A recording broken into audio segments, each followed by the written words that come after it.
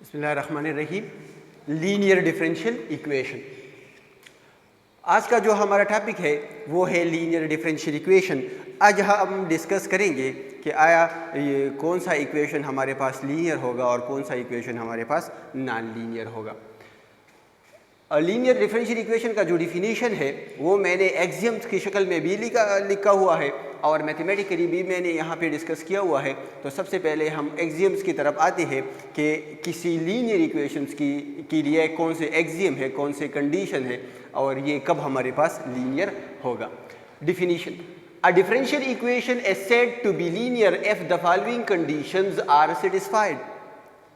एक differential equation को हम लीनियर कह सकते हैं अगर हमारे पास ये कंडीशन सेटिस्फाई हो रही हो। अगर एक डिफरेंशियल इक्वेशन ये तीन कंडीशन सेटिस्फाई कर रही है तो ये डिफरेंशियल इक्वेशन लीनियर होगा। अगर इन तीनों में से कोई भी कंडीशन कोई डिफरेंशियल इक्वेशन सेटिस्फाई ना करता हो तो वो इक्वेशन हमारे पास नॉन लीनियर होगा। सबसे पहले जो कंडीशन है, the dependent variable and its derivative occur to the first degree only. सबसे पहले ये कह रही है कि dependent variable and its derivative, तो ये तीनों condition dependent variable and dependent variable की डेरिवेटिव पे डिपेंड करती है। तो सबसे पहले हम डिस्कस करते हैं कि डिपेंडेंट वेरिएबल क्या होगा। यहां अगर इस डिफरेंशियल इक्वेशन में देखा जाए dy बाई dx मौजूद है, यानी y डिफरेंशिएट हो रहा है विद रिस्पेक्ट टू x। तो जो फंक्शन डिफरेंशिएट हो रहा हो या जो वेरिएबल डिफरेंशिएट हो रहा हो उसको हम डिपेंडेंट वेरिएबल कहते हैं और जो डिफरेंशिएट कर रहा हो उसको हम इंडिपेंडेंट वेरिएबल कहते हैं। तो लिहाजा जो फंक्शन जो वेरिएबल डिफरेंशिएट हो रहा हो उसको हम डिपेंडेंट वेरिएबल कहेंगे। The dependent variable and its derivatives occur to the first degree only। इसका मतलब ये है कि डिपेंडेंट वेरिएबल और उसकी डेरिवेटिव हमेशा फर्स्ट डिग्री होगी। दोनों की डिग्री हमारे पास क्या होगी? फर्स्ट होगी। फॉर एग्जांपल, अगर हमारे पास डिपेंडेंट वेरिएबल y है तो इसकी डेरिवेटिव dy बाई dx होगी। तो इसका जो पावर है और इसका जो हाईएस्ट पावर होगा वो दोनों का क्या होगा? 1 होगा। तो अगर y और dy बाई dx यानी डिपेंडेंट वेरिएबल और डिपेंडेंट वेरिएबल की डेरिवेटिव की अगर हाईएस्ट पावर यानी डिग्री 1 हो तो हम ये कहेंगे कि इस डिफरेंशियल इक्वेशन ने फर्स्ट कंडीशन सेटिस्फाई कर दिया। दूसरा कंडीशन क्या है? The product of dependent variable and its derivative are absent. यानी डिपेंडेंट वेरिएबल और डिपेंडेंट वेरिएबल की डेरिवेटिव की प्रोडक्ट हमारे पास क्या होगी? एब्सेंट होगी। यानी y और dy बाई dx एक दूसरे के साथ मल्टीप्लिकेशन के फॉर्म में नहीं होंगे। तीसरा जो कंडीशन है, no transcendental function of dependent variable and its derivative are present. Trigonometric function, hyperbolic function, exponential function, logarithmic function, इन सब को हम कंबाइनली ट्रांसेंडेंटल फंक्शन कहते हैं। तो ये कहते हैं कि डिपेंडेंट वेरिएबल और उसकी डेरिवेटिव में ट्रांसेंडेंटल फंक्शन इन्वॉल्व नहीं होगी, यानी डिपेंडेंट वेरिएबल और उसकी डेरिवेटिव पर ट्रांसेंडेंटल फंक्शन अप्लाई नहीं होगी। तो आज जो हमारे पास फर्स्ट एग्जांपल है dy by dx plus xy is equal to 1/x। तो सबसे पहले फर्स्ट कंडीशन क्या है कि डिपेंडेंट वेरिएबल और उसकी डेरिवेटिव की जो डिग्री होगी वो क्या होगी? फर्स्ट। तो यहाँ dy बाई dx और y के हाईएस्ट पावर यानी उस दोनों की डिग्री क्या है? 1 है। तो लिहाजा ये फर्स्ट कंडीशन सेटिस्फाई कर रही है। इसी तरह यहाँ y की डिग्री 1 है, dy बाई dx की भी डिग्री 1 है, d2y बाई dx2 की भी डिग्री 1 है, लिहाजा ये भी फर्स्ट कंडीशन सेटिस्फाई कर रही है।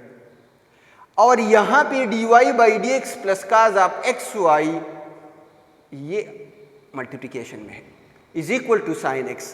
यहाँ y की भी डिग्री 1 है, यहाँ dy बाई dx की डिग्री 1 है। तो ये तीनों एग्जाम्पल फर्स्ट कंडीशन को सेटिस्फाई कर रही है। Second, the product of dependent variable and its derivative are absent, यानी y और dy बाई dx दोनों मल्टीप्लिकेशन के फॉर्म में नहीं होंगे, लिहाजा यहाँ y और dy बाई dx एक दूसरे के साथ मल्टीप्लिकेशन में नहीं है, यहाँ भी नहीं है और यहाँ भी नहीं है। अगर y और dy बाई dx एक दूसरे के साथ मल्टीप्लिकेशन में आ जाए तो फिर ये हमारे पास लीनियर नहीं होगा, ये कंडीशन सेटिस्फाई नहीं होगी।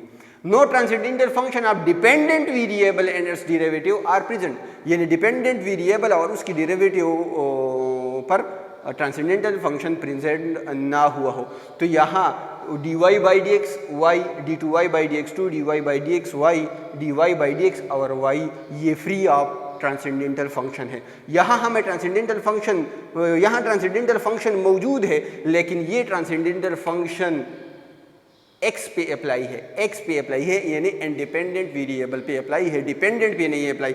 अगर यहाँ पर y होता या यहाँ पे y होता तो उस केस में ये हमारे पास फिर नॉन लीनियर फंक्शन होता, और जो फंक्शन इन तीनों कंडीशन में से एक कंडीशन को भी सेटिस्फाई ना करता हो तो उसको हम क्या कहते हैं, नॉन लीनियर फंक्शन कहेंगे। अब मैथमेटिकली हम इसको किस तरह डिफाइन करते हैं उसको भी तरह हम एक्सप्लेन करते हैं। Working rule, an equation of the form this where p of x and q of x are the function of x only is called linear differential equation। अगर कोई फंक्शन अगर कोई डिफरेंशियल इक्वेशन, अगर एक differential equation हमारे पास इस form में हो तो उस डिफरेंशियल इक्वेशन को हम लीनियर डिफरेंशियल इक्वेशन कहेंगे। ये मैथमेटिकली हमने यहाँ पे लिखा हुआ है कि p of x function of x होगा, q ऑफ x भी फंक्शन ऑफ x होगा।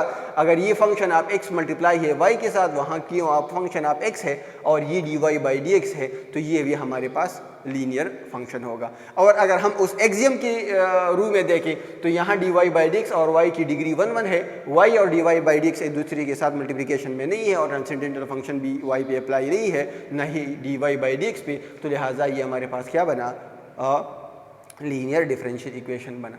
फिर लीनियर डिफरेंशियल इक्वेशन की सोल्यूशन क्या होगी?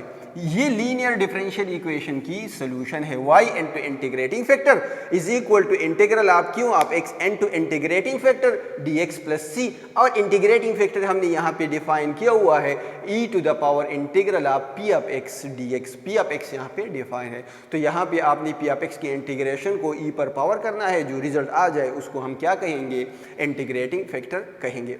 Solve dy by d x plus 1 over x y is equal to 1 over x, ये एक डिफरेंशियल इक्वेशन है और हमें कहा जा रहा है कि इसको सॉल्व कर लो। अगर मैं इसको सॉल्व करना चाहूँ तो सबसे पहले ये ज़रूरी है कि आया ये कौन से मेथड पे सॉल्व होगा, ये सेपरेशन पे सॉल्व होगा, ये होमोजीनियस पे सॉल्व होगा, ये एग्जैक्ट पे सॉल्व होगा, ये लीनियर पे सॉल्व होगा। तो आज का जो हमारा टॉपिक है वो लीनियर है, लिहाजा हम इसको लीनियर के रूप से देखेंगे कि आया ये लीनियर है या नहीं है। तो यहाँ y और dy बाई डी एक्स की दोनों की डिग्री 1 1 है, y और dy by d x multiplication में नहीं है, और ट्रांसेंडेंटल फंक्शन ऑफ y और dy बाई डी एक्स भी प्रेजेंट नहीं हुई है, लिहाजा ये हमारे पास क्या बना, लीनियर बना। और ये इस फॉर्म में भी है dy by d x plus function of x multiplied by y is equal to function of x। तो ये हमारे पास 1 प्लस 1 ओवर x ये फंक्शन ऑफ x है, 1 ओवर x ये भी फंक्शन ऑफ x है, तो ये इस कंडीशन को बिल्कुल सेटिस्फाई कर रही है। यहाँ p ऑफ x हमारे पास 1 प्लस 1 ओवर x बन रहा है और q ऑफ x हमारे पास 1 ओवर x बन रहा है। तो अगर हम इस डिफरेंशियल इक्वेशन की सोल्यूशन फाइंड करना चाहें तो सबसे पहले उसके लिए इंटीग्रेटिंग फैक्टर की ज़रूरत है। तो integrating factor is equal to e to the power integral of p of x dx, यहाँ पे मैंने लगाया हुआ है e अपनी जगह पर, इंटीग्रल अपनी जगह पर, p ऑफ x की value 1 plus 1 over x dx है, वो मैंने लगाई है। यहाँ पे हमने ये इंटीग्रेशन सॉल्व करना है।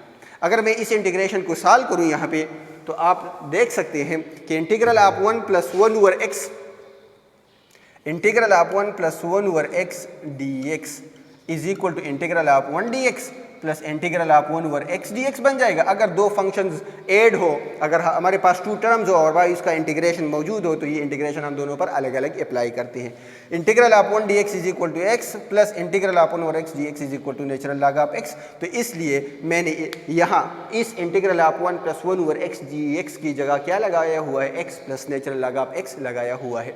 अब ई पर दो पावर्स आए हैं, दो पावर्स ऐड है, तो हम ये पावर दोनों पर अलग अलग लगा सकते हैं। अगर हमारे पास दो फंक्शंस हो, दो फंक्शंस मल्टीप्लाई और दोनों पर दोनों की बेसिस सेम हो, तो हम बेस एक लेते हैं और पावर्स को उसके पावर में ऐड करते हैं। इसी तरह अगर पावर्स ऐड हुई हो और बाहर बेस 1 हो, एक हो, तो उस बेस पावर हम बेस पर अलग अलग भी लगा सकते हैं। तो ये e power x multiplied by e to the power natural log of x बन जाएगा। E to the power x अपनी जगह पर, नेचुरल लॉग और ई एक दूसरे को कैंसिल करते हैं, तो यहाँ पे एक्स रहता है, तो x multiplied by E power x is the integrating factor. X multiplied by E power x हमारे पास हमारा इंटीग्रेटिंग फैक्टर बन रहा है। अब हम इसको सोल्यूशन में पुट करते हैं। अगर सोल्यूशन हमारे पास क्या है इसका,